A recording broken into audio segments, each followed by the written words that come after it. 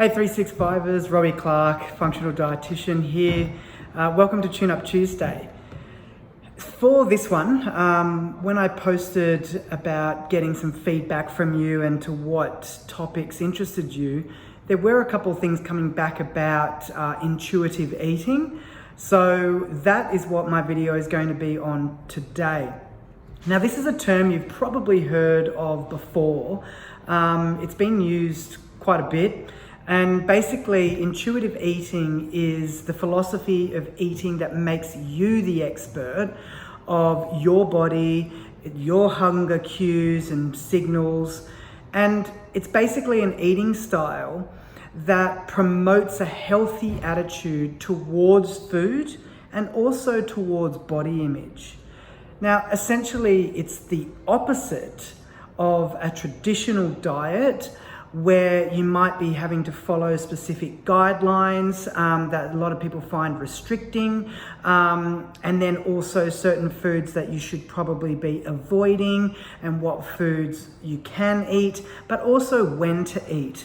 So it's the complete opposite of that. Instead, it teaches you that essentially you are the best person or the only person that can make those choices around food, your food behaviors, and diet. Now, the idea of this intuitive eating is that you should eat when you're hungry and stop when you're full. Now, that sounds simple, doesn't it? But although this should be an intuitive process, for most people, it's actually not. So this is something that people grapple with and have a lot of trouble with. And that's why they find it challenging to implement intuitive eating. Plus, a lot of people also think it's a bit of a fluffy way of, not following a strict regime. But I'm here to tell you that only a certain group of people or types of people will actually benefit from this way of eating, because a lot of it has to do with mental health. As I mentioned, a lot of this intuitive eating is situated around body image. That in itself is mental health related. So it's important to know and understand that some people are going to be better suited to this style of eating and dieting compared to other people. So this video may not actually appeal to you or be applicable to you. However, it is important to understand the principles behind intuitive eating, so that when you do hear somebody who might be following this type of protocols, that you're not judging them just off the bat. So to eat intuitively, you may need to relearn how to trust your body and your body's instincts and signals. And to do that, you need to distinguish between physical and emotional hunger. So these are two things that you're probably aware of, but they're important to understand. So firstly, we've got physical hunger. This biological urge tells you to replenish your body with nutrients, vitamins, minerals, and of course, your macronutrients, proteins, carbs, and fats. It builds gradually and has different signals such as a rumbling stomach, fatigue, irritability, and that is all satisfied and goes away when you eat any form of food. Emotional hunger, on the other end, this is driven by your emotional needs. And these are things like sadness, loneliness, boredom, lack of motivation. These are just some of the feelings that create specific cravings for food. And that there is a hormonal response there as well. So a lot of cravings do occur due to a hormone imbalance, and this has to do with imbalances of emotion as well.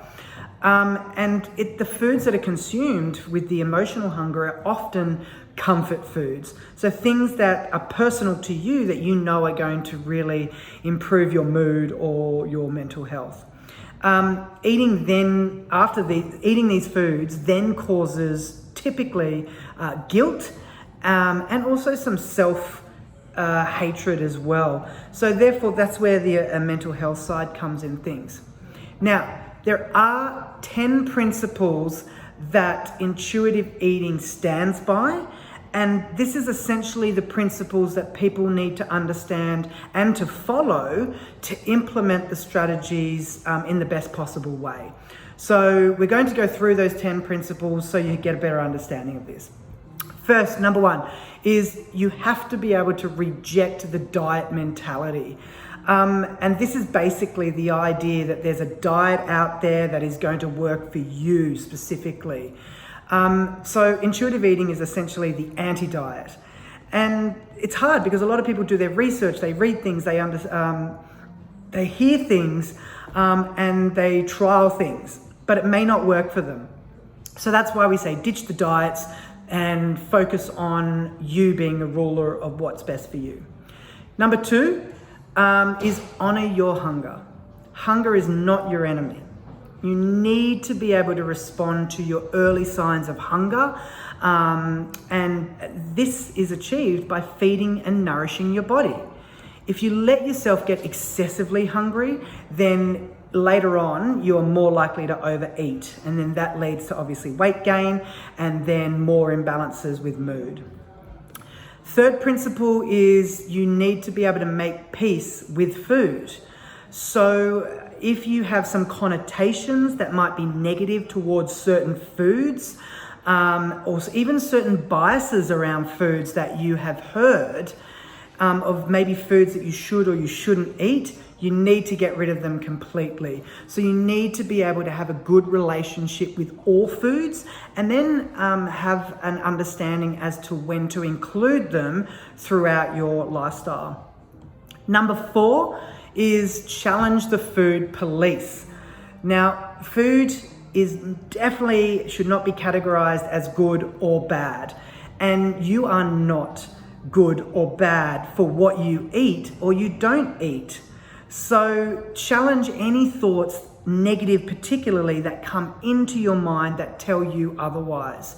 And maybe there's things that you hear from other people as well. So you absolutely need to challenge these every step of the way.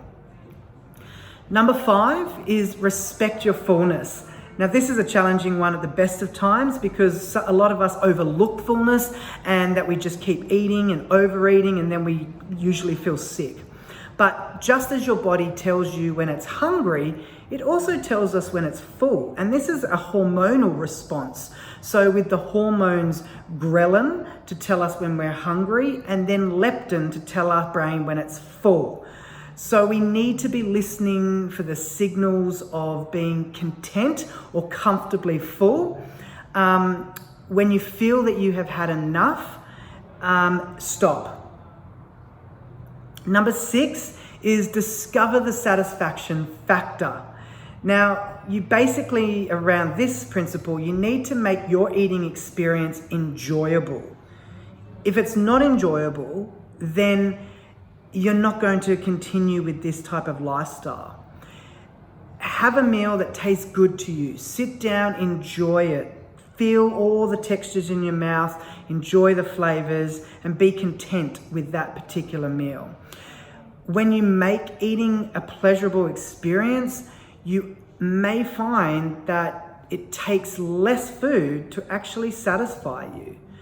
So that's a pretty important point, because a lot of people follow diets and they're like, these are boring foods, I have to restrict this, and they're just not enjoying them. And that's part of the being unsuccessful with that type of approach. The seventh principle of intuitive eating is honor your feelings without using food. So this basically incorporates the whole emotional eating aspect. And it's basically a strategy that people implement for coping with certain feelings. So therefore, you need to find ways that are unrelated to food to deal with your feelings, such as going for a walk, doing some exercise, meditating, doing yoga, journaling, writing a food and symptom diary, or better yet, talking to someone. Talk to a friend, a family member, or better yet, a health professional like a dietitian or even a psychologist can really help if you are using food as an emotion blocker. 8th principle is respect your body, point blank. Now, a lot of us might criticize our body for how it looks. We're not satisfied in the mirror. There are certain points of our body that we wish were better, that we could work harder on, or we're just not getting the results that we're seeing from our training and also our eating. So, intuitive eating basically encourages us to embrace our body type and then really recognize its capabilities, and it's beautiful just the way it is. You can absolutely strive for improvements. That's a totally different thing. But it's when we're negative towards our body image is when we find that we do more drastic measures. The 9th principle is exercise. Okay, yes, it actually incorporates this as well, which is excellent. So the physical activity, it encourages you to find ways to move your body and doing the activity that you enjoy.